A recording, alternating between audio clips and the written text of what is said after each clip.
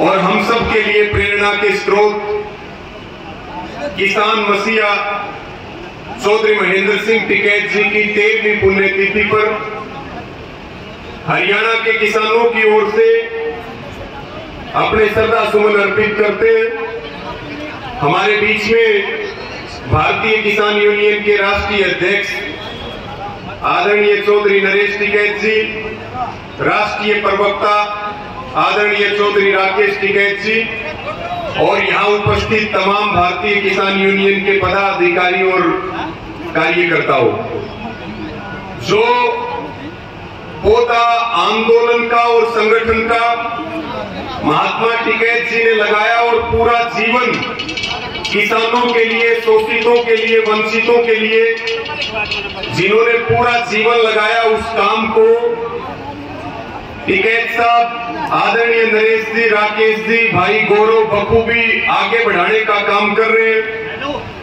हमारे बीच में हरियाणा के बेटे हैं, हरियाणा की माटी के कलाकार हैं, भाई अमित मलिक जी मौजूद हैं। और मैं तो यही निवेदन करूंगा कि जो भारतीय किसान यूनियन है, ये एक तरह से पोतरी का काम करती है।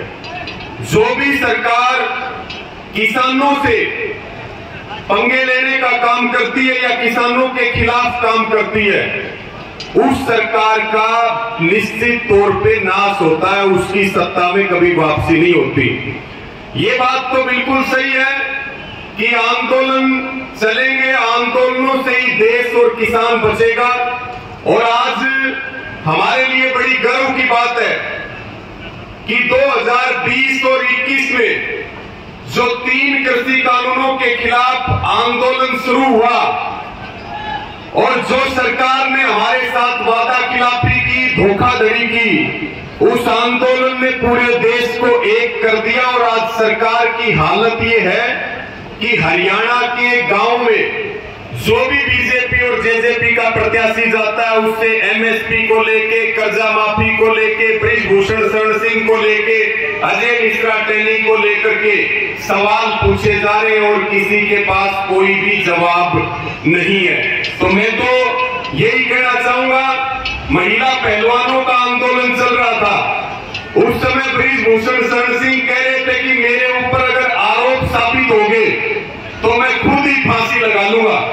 हम तो इस सिसोली की धरती से बृजभूषण शरण सिंह से पूछना चाहते हैं कि अब तो कोर्ट ने आरोप भी तय कर दिया, आप फांसी दिल्ली में लगाओगे या गोंडा में लगाओगे, पूरा देश ये बात जानना चाहता है साथियों।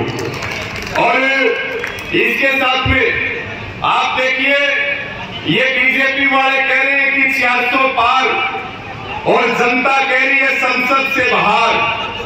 तो हरियाणा भी एकजुट हो रहा है, पूरा देश एकजुट हो रहा है। हमें कोई मतलब नहीं वोट से, लेकिन 400 से हार, हमें वोट से कोई मतलब नहीं।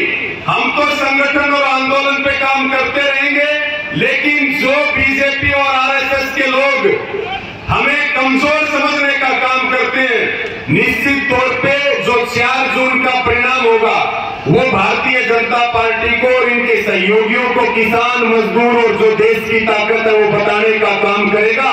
और यही 750 शहीद किसानों को हमारी सच्ची श्रद्धांजलि होगी। तो आप सबका धन्यवाद और महात्मा टिकैत जी के पावन चरणों में मैं श्रद्धा सुमन अर्पित करता हूं। और इसी सिसोली से आप सबकी मौजूदगी में ये बात भी जरूर कहेंगे कि जो आप हमारे ऊपर भरोसा और यकीन करते हैं और जो सम्मान देते हैं, जो टिकैत परिवार भरोसा करता है, संगठन भरोसा करता है, अंतिम सांस तक उसको निभाने का काम करेंगे। और जो आप भरोसा करते हो उसको कम से कम दुगना लौटाने का काम करेंगे। इन्हीं शब्दों के साथ आप सबका बहुत बहुत धन्यवाद, सबका आभार, सबको राम राम।